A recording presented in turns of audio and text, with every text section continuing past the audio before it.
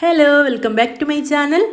അപ്പോൾ ഇന്നത്തെ നമ്മുടെ റെസിപ്പി നമുക്ക് എല്ലാവർക്കും ഇഷ്ടമുള്ള വെട്ട് കേക്കിൻ്റെ റെസിപ്പിയാണ്. അപ്പോൾ നമ്മൾ സാധാരണ മാവ് കുഴച്ച് പരത്തി കട്ട് ചെയ്തിട്ടാണ് വെട്ട് കേക്ക് തയ്യാറാക്കിയെടുക്കാറുള്ളത്.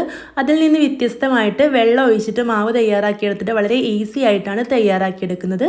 അപ്പോൾ നമുക്ക് എങ്ങനെയാണ് തയ്യാറാക്കുന്നതെന്ന് കണ്ടു നോക്കാം. അതിനുവേണ്ടി ഞാനിവിടെ ഒരു ബൗളിലേക്ക് 1 കപ്പ് അളവിൽ റവ എടുത്തിട്ടുണ്ട്. ഇനി റവയുടെ പകുതി നമുക്ക് മൈദ ചേർത്ത് കൊടുക്കണം. അപ്പോൾ ഇവിടെ 1/2 കപ്പ് മൈദ ചേർത്ത് കൊടുത്തിട്ടുണ്ട്. ഇനി 1/2 കപ്പ് അളവിൽ തന്നെ പഞ്ചസാര കൂടെ ചേർത്ത് കൊടുത്തിട്ട് ഫ്ലേവറിന് വേണ്ടിയിട്ട് ഒരു 1/2 ടീസ്പൂൺ ഏലക്കായപ്പൊടി കൂടെ ചേർത്ത് കൊടുത്തിട്ട് നന്നായിട്ടൊന്ന് മിക്സ് ചെയ്യാം. ഒരു നുള്ളു ഉപ്പും കൂടെ ചേർത്ത് കൊടുത്തിട്ടുണ്ട്. അപ്പോൾ മൈദക്ക് പകരം നിങ്ങൾക്ക് ഗോതമ്പ് പൊടി വേണമെങ്കിൽ ചേർത്ത് കൊടുക്കാം. ഇതുപോലെ മൈദ ചേർത്ത് കൊടുക്കുമ്പോഴാണ് നല്ല ടേസ്റ്റ് ഉണ്ടാവുക. ഇതിലേക്ക് കുറച്ചായിട്ട് വെള്ളം ഒഴിച്ചു കൊടുത്തിട്ട് നമുക്കിതൊന്ന് മിക്സ് ചെയ്തെടുക്കണം. അപ്പോൾ ഞാനിവിടെ ഒരു 1/2 കപ്പിന് മുകളിൽ വെള്ളം ഒഴിച്ചു കൊടുത്തിട്ടുണ്ട്. എന്നിട്ട് ഇതുപോലെ നല്ല പോലെ ഒന്ന് മിക്സ് ചെയ്തെടുത്തിട്ടുണ്ട്. നന്നായിട്ട് മിക്സ് ചെയ്ത ശേഷം നമുക്കിതൊരു 10 മിനിറ്റ് ഒന്ന് മാറ്റി വെക്കണം. ആ ഒരു പഞ്ചസാരയൊക്കെ നന്നായിട്ട് മെൽറ്റ് ആയിട്ട് വരണം. നിങ്ങൾക്കൊരു അടിപൊളി ആപ്ലിക്കേഷൻ പരിചയപ്പെടുത്തി തരാം. ഷോർട്ട്കട്ട് എന്നാണ് ഈ ഒരു ആപ്ലിക്കേഷൻ്റെ പേര്. നല്ല അടിപൊളിയായിട്ട് നമുക്ക് വീഡിയോസൊക്കെ എഡിറ്റ് ചെയ്യാൻ പറ്റിയ ഒരു ആപ്ലിക്കേഷനാണിത്. ഇതിൽ നമുക്ക് ഒരുപാട് എഫക്ട്സും ക്ലാസിക് ഫിൽറ്റേഴ്സൊക്കെ അവൈലബിൾ ആണ്.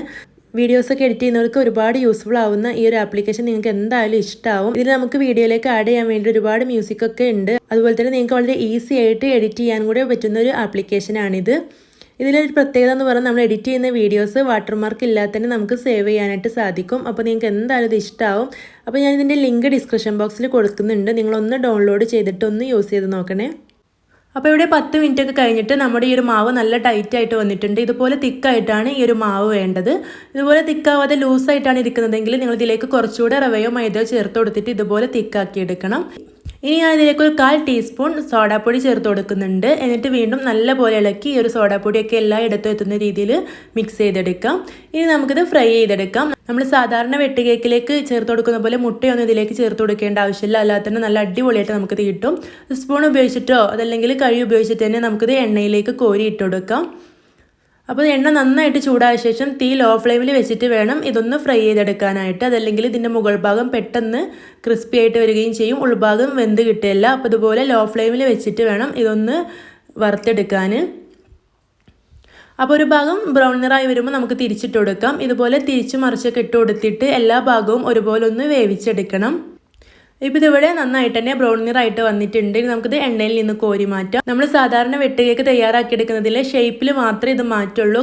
ടേസ്റ്റൊക്കെ കറക്റ്റ് വെട്ട് കേക്കിൻ്റെ ടേസ്റ്റ് തന്നെയാണ്. അപ്പോൾ കുഴച്ചൊക്കെ തയ്യാറാക്കിയെടുക്കാനും മടിയുള്ളവർക്ക് വളരെ ഈസി ആയിട്ട് ഇങ്ങനെ തന്നെ തയ്യാറാക്കിയെടുക്കാവുന്നതാണ്.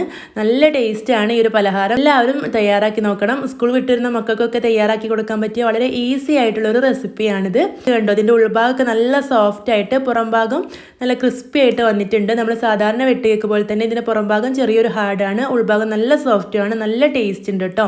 അപ്പോൾ വീഡിയോ ഇഷ്ടമായിട്ടുണ്ടെങ്കിൽ ലൈക്ക് ചെയ്യാനും ഷെയർ ചെയ്യാനും മറക്കരുത്. നിങ്ങളുടെ അഭിപ്രായം കമൻ്റായിട്ട് അറിയിക്കണം.